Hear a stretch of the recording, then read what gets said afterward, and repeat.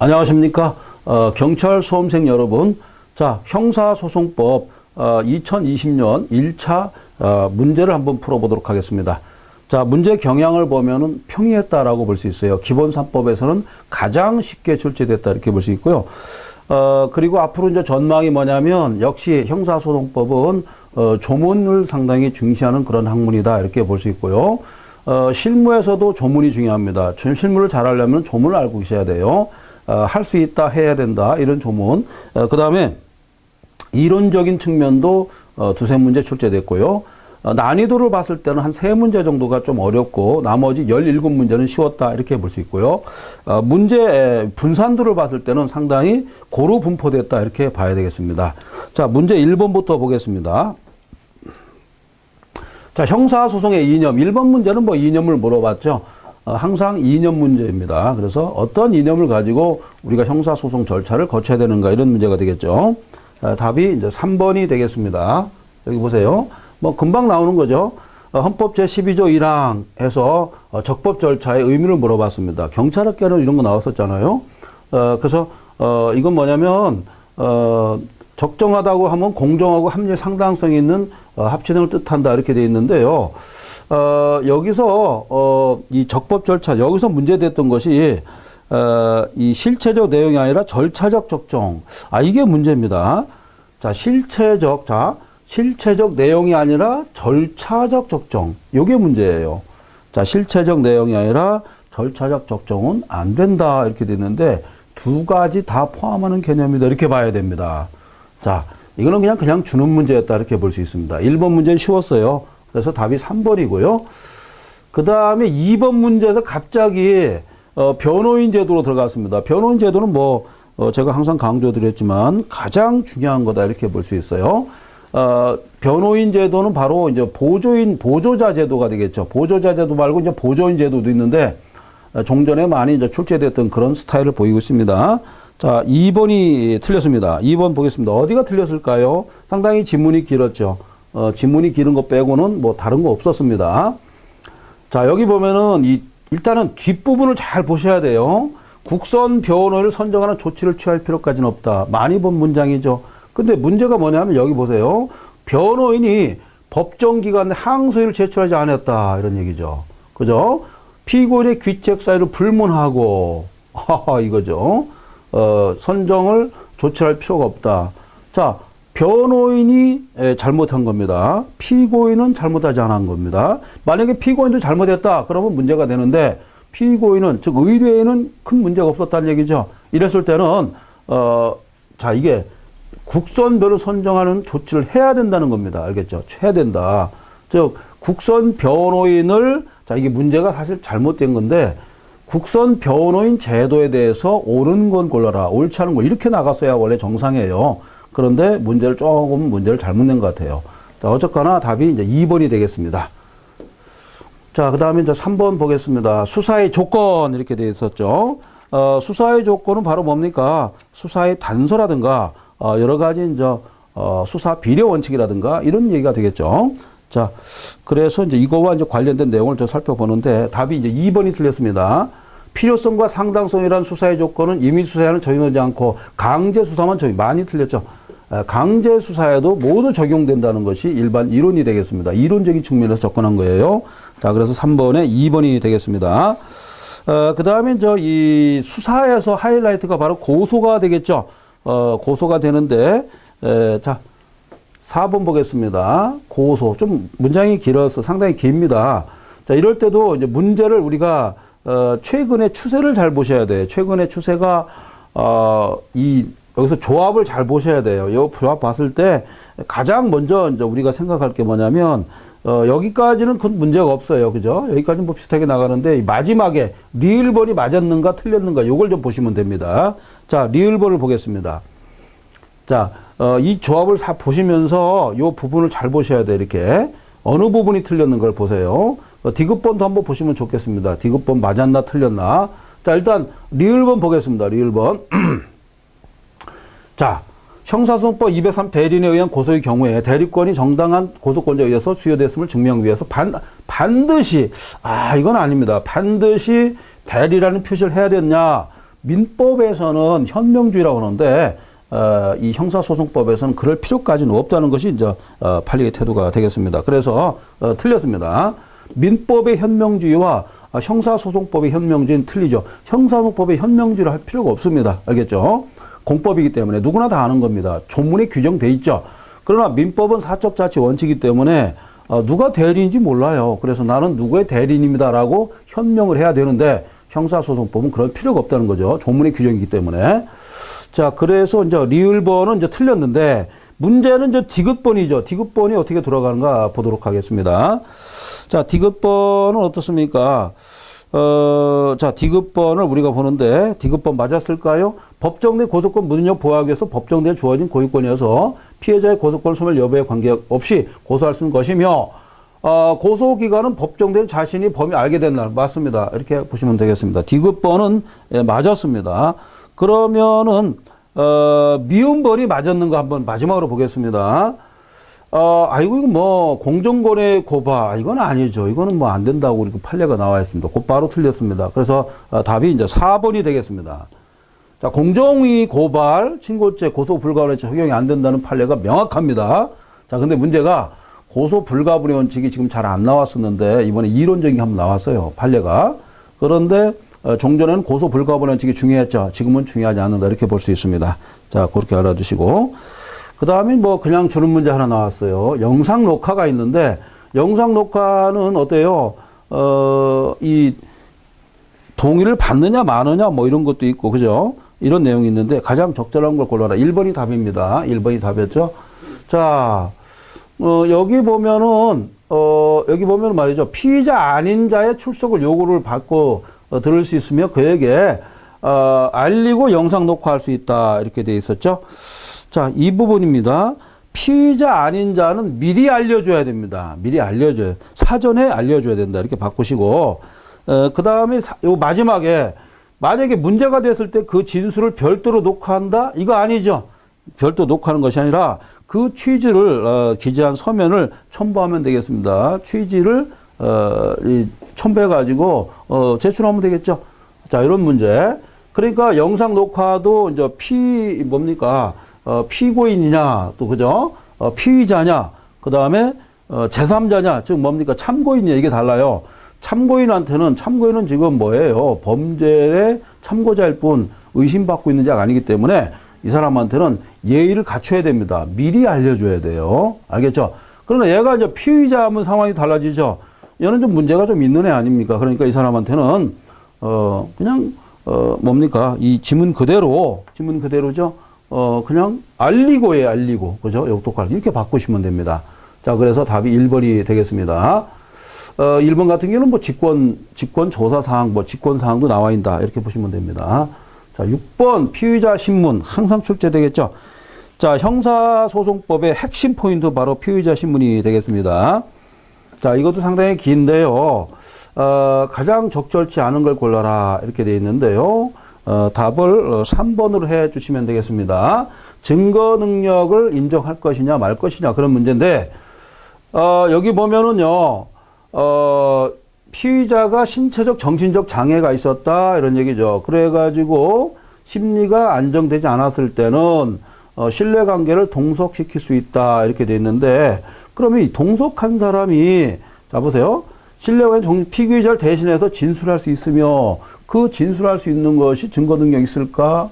없죠. 뭐 있을 수가 없죠. 당연히 틀렸습니다. 그죠? 만약에 이걸 인정하게 되면은 동석자의 신분이라는 게 예를 들어서 당사자처럼 하는 거 아니겠습니까? 동석자는 그냥 말 그대로 이 신뢰관계에 있는 사람을 동석시킬 수 있다. 이렇게만 볼 수 있는 것이지 이 사람이 말한 거를 유죄 증거로 삼을 수 있다. 이건 말도 안 되죠. 형사소송법에서 그런 판례가 있습니다. 말이 되질 않죠. 틀렸습니다. 그 다음에 이제 7번으로 넘어가는데 이제 체포 구속제도로 넘어가 봐야겠죠. 자, 옳지 않은 걸 골라라 했습니다. 1번이 틀렸습니다. 자, 1번도 마찬가지입니다. 긴급체포됐는데 긴급체포 한결 신청한 경우 검사는 긴급체포 합당성 필요한 경우 보강위에서 피의자를 대면 조사할 수 있다. 어떻습니까? 보강하기 위해서 피의자 대면 조사를 실시할 수 있다. 할 수 없다는 것이 이제 판례의 태도가 되겠습니다. 알겠죠? 그래서 판례가 그대로 나와 있는 거, 판례 지문 그대로인데 우리가 일반적으로 봤을 때 이렇게 생각하셔야 돼요. 피의자를 이제 긴급 체포했습니다. 그런데 자, 이것도 문제예요.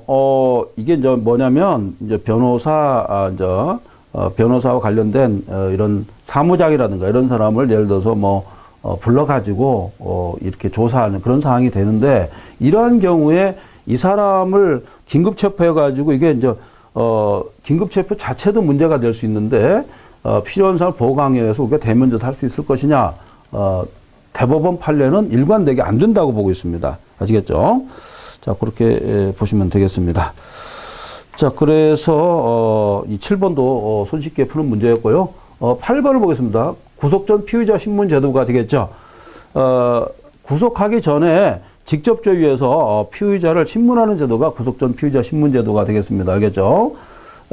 그래서 이제 이거는 영장 실질 심사 제도와 좀 그런 개념이 좀 다른 개념인데 구속하기 전에 정말 이 사람이 구속할 수 있을까? 이런 얘기죠. 이거에 대해서 신문하는 제도가 구속 전 피의자 신문 제도예요. 그래서 신문 이렇게 돼 있죠. 신문이 아닙니다. 정말 당신 직접 불러가지고 물어보는 거죠. 당신 정말 잘못해서 직접 판사가 물어보는 것이 구속 전 피의자 신문 제도가 되겠습니다. 구속영장 실질심사 제도는 영장이 잘못됐을 때 그걸 물어보는 거예요. 다르죠? 자, 8번의 답이 4번이 되겠습니다. 이거는 뭐 자주 출제되는 거 아니겠습니까? 그래서 이 구속 전 피의자 신문 제도에서 청구서가 있어요. 증거물을 접수한 날로부터 이 반환받은 날까지는 구속기관에 산입해서는 안 된다는 규정이 있죠. 틀렸습니다. 그래서 답이 4번이 되겠습니다. 아시겠죠? 자, 이 문제는 뭐 그냥 주는 문제였다 이렇게 볼 수 있어요. 자, 9번 보겠습니다. 강제처분 나와 있었죠. 강제처분의 설명 중 가장 적절치 않은 걸 골라라 이렇게 됐는데 이 숫자가 오래간만에 나왔어요. 형소법에서 숫자가 잘 안 나오는데 경찰학계에서는 잘 나왔는데요.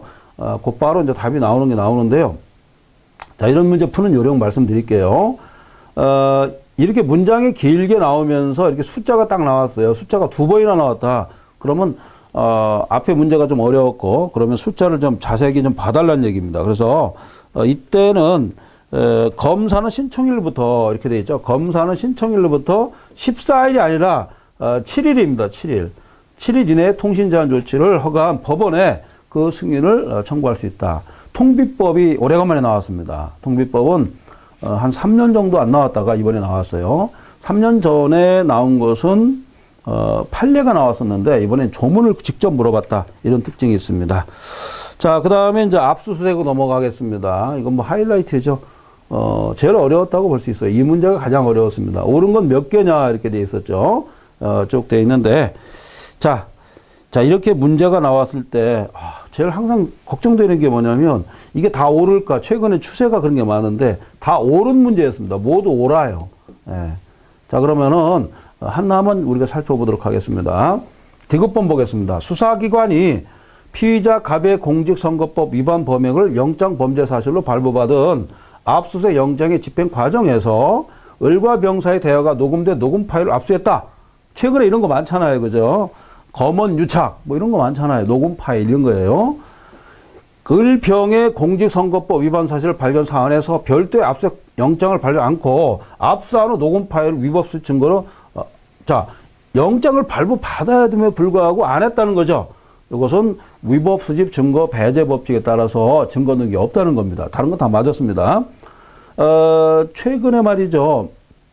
이 검언 유착 한 검사장하고 그다음에 채널 A 그 기자가 있지 않습니까? 둘이 이제 통화 내용이에요. 녹취록 가지고 이제 이것을 이제 유죄 증거로 할 수 있느냐 나중에 이건데 보나마나 이제 유죄 증거를 할 수 없다 이렇게 나옵니다. 왜냐하면 이게 선결례 아니겠습니까? 먼저 이런 판례가 있었단 말이에요.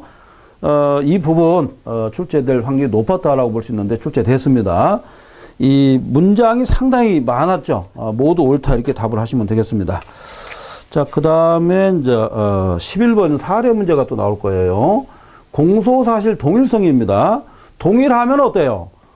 이 공소장을 변경할 수 있다 이런 얘기가 되겠죠. 이런 문제를 지금 우리가 보는 겁니다. 학설이 쭉 나와 있는데 옳은 걸 골라라 했습니다. 결국 기본적 사실 동일성설이죠. 민법도 그렇고 뭐 행정법도 그렇고 다 그렇습니다. 형사소송법도 있고 기본적 사실이 동일하면은 공소장을 추가 변경 철회할 수 있다. 이렇게 돼 있지 않습니까? 그 문제를 물어본 겁니다. 자, 여기서 중요한 게 하나 있어요. 자, 이런 거 다 보면 되는데 B번 같은 걸 한번 보도록 하겠습니다.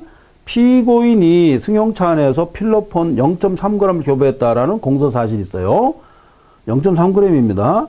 그런데 말이죠. 나중에 보니까 전화로 가백에 필로폰 10g을 구해주겠다고 속였다. 아, 차이가 어마어마하죠. 0.3g과 10g은 벌써 몇 배 차이입니까? 거의 몇 배입니까? 한 9배? 10배쯤, 9배쯤 된다고 봐요. 9배 더 되나요? 10배? 30배? 뭐 하여튼 상당히 여러분 계산하기 복잡합니다. 요것은, 기본적 사실 동일성설에, 부합하지 않죠. 전혀 다른 범죄다, 다른 거다, 이렇게 볼 수 있어요. 자, 그래서 학설 2번, 기본적 사실 동일성설인데, 요걸 인정할 수 없다, 이렇게 답을 하셔야 돼요. 2번은 기본적 사실 동일성설에 의해서, 공소장을 변경할 수도 있고, 어쩌든 이런 얘기가 나오지 않습니까? 그죠? 이렇게 보는 겁니다. 자, 11번, 문제가, 판례를 가지고, 물론 뭐 제 판례 공식 책에 보면 다 나와 있는데, 최근에 말이죠, 진짜요. 제가 이제 책을 많이 썼지만은, 거기서 많이 발췌를 많이 하더라고요. 유일하게 제가 판례 공식을 써서 그런지 몰라도, 형법도 그렇고, 형소법도 문제도 거기서 거의 판례가 거의 10문제 이상 나온 것 같아요. 그대로. 사실 그렇게까지 공부하는 사람 없었는데, 최근에 들어서 이런 게 많아요. 그래서, 야, 이거 0.3g과 10g 동일하지 않다, 이렇게 봐야겠죠. 사실 필로폰 10g 엄청난 거예요. 주로 부유층 자제분도 아니죠. 아이들이 말이죠. 이런 걸 많이 가지고 들어오는데, 돈도 많고 향락에 젖어 있다 보니까 마지막에 이런 걸 투약하는 것 같아요. 제가 볼 때. 자, 그 다음에 뒤로 갑니다. 위법 수집 증거 배제 법칙 나와 있죠. 자백 배제 아니면 이거 둘 중에 하나 나온다고 말씀드렸는데, 위법 수집 증거 배제 법칙이 출제됐었습니다. 자, 여러분들이 공부하면서 얼마나 애로사항이 많겠습니까? 지금 코로나도 그랬고 경제적 사정 다 어렵죠. 모든 것이 어려운데 문제까지도 어렵게 출제된단 말이에요. 그러니까 얼마나 힘들겠어요. 여러분 입장을 제가 아주 100% 이해하고 있기 때문에 이럴 때일수록 접근은 쉽게 해야 된다. 어렵게 접근하면 안 됩니다. 낙심할 필요도 없어요. 시험은 계속 있습니다.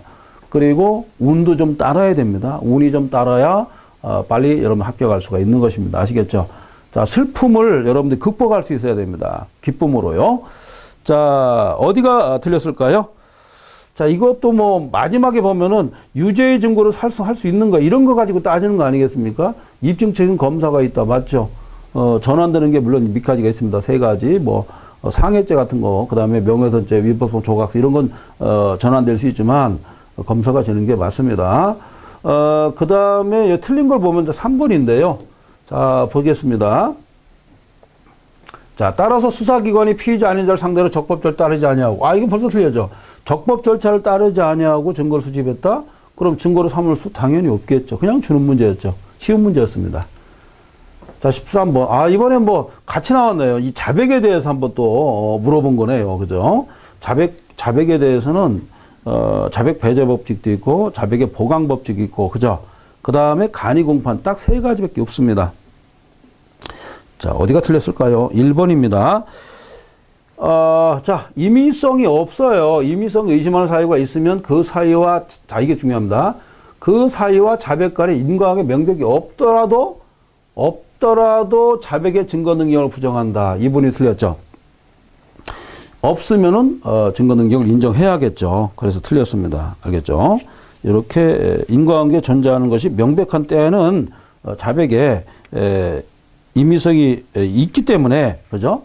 자백에 임의성이 있는 겁니다. 그래서 이때는 증거 능력을 인정하겠습니다. 알겠죠? 그러니까 자백 배제 법칙의 인과관계가 명백히 없어요. 그러면 자백을 인정하겠다는 거예요? 인정하지 않겠다는 겁니까? 인정하겠다는 겁니다. 이거 국어 국문학 시험이었어요. 아시겠죠? 국어 국문학적으로 봤을 때 상당히 당신 국어 잘해? 이런 얘기가 되겠죠. 자, 14번은 제가 예상했었죠. 엄격한 증명, 자유로운 증명인데요.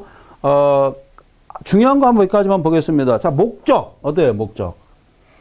목적은, 자, 이거 보세요. 정황 간섭의 협지를 증명해야 된다. 어떻습니까?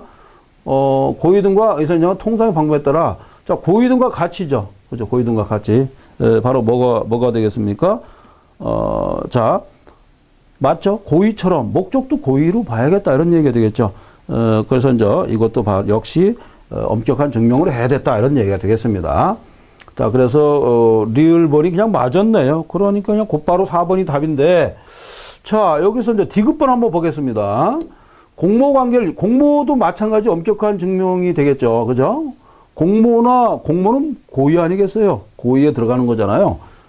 그리고 이제 목적도 마찬가지잖아요. 그죠? 초주관적 구성요건 요소가 이제 목적이단 말이에요. 그럼 고의보다 더 높은 거예요.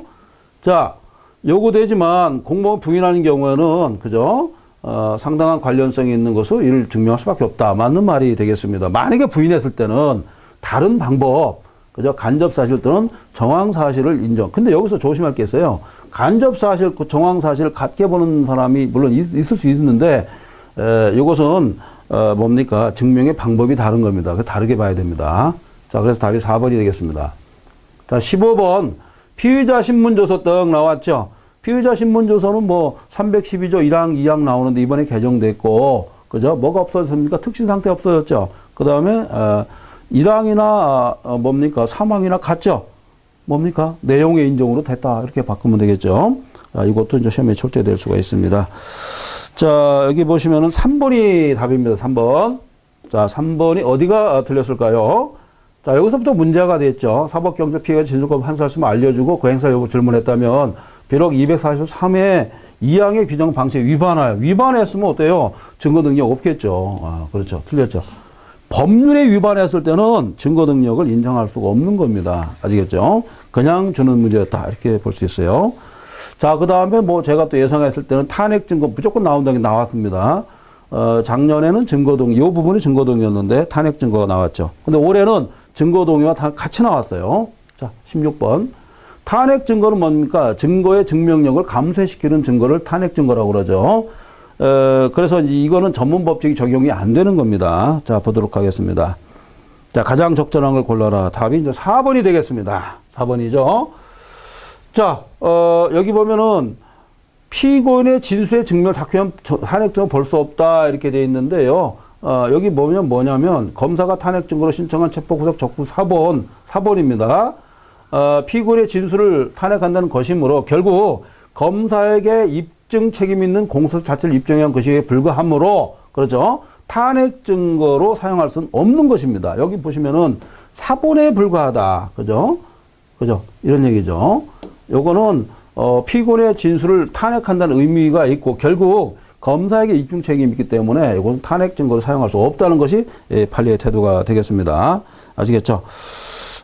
자, 이건 일관된 판례의 태도고요. 그러면은 자, 3번 어디가 틀렸을까요? 탄핵 증거는 진술의 증명 감정에 의해서 인정된 것이지만 이거 뭡니까? 범죄 사실 인정? 이건 아니죠. 그죠? 범죄 사실 인정은 이건 아니라고 그랬죠. 오로지 탄핵할 때만 사용한다.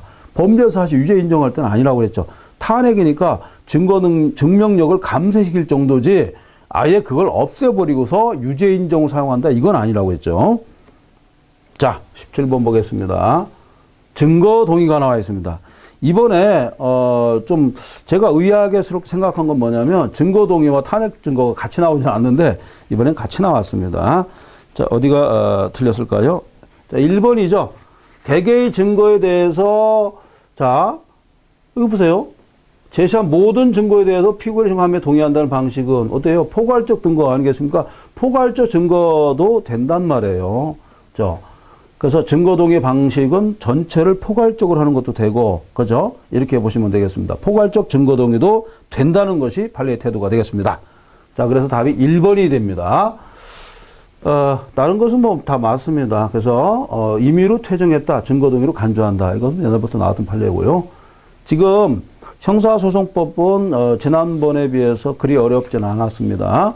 형법은 역대급이었고 경찰학개론은 좀 더 어려웠습니다. 그렇게 보시면 돼요. 자, 그 다음에 이제 18번 증거 능력을 한번 봤는데 전체 흐름을 한번 파악할 수 있는가 이걸 한번 물어봐서요. 지금 말이죠. 틀린 걸 고르면 니은번 틀렸습니다. 니은번 틀리고 그 다음에 리을번이 틀렸어요. 리을번. 자, 니은번 어디가 틀렸나 보겠습니다. 수사기관의 참고인을 조사하는 과정에서 영상 녹화물이 되겠습니다. 참고인 공소사를 증명할 독립된 사용수 있다. 어땠습니까? 참고인을 조사했는데 어떻게 독립된 증거를 사용할 수 있을까요? 이건 있을 수가 없죠. 자, 이거 틀렸습니다. 자, 영상 녹화물이죠. 여기 영상이 돼. 영상 녹화물을, 참고인 영상 녹화물을 독립된 증거로 사용할 수 없다는 것이 이 판례의 아주 일관된 태도가 되겠습니다. 아까 앞에서도 문제 한번 나왔었죠. 두 문제가 나온 거예요. 참고인의 영상 녹화 두 문제 나왔습니다.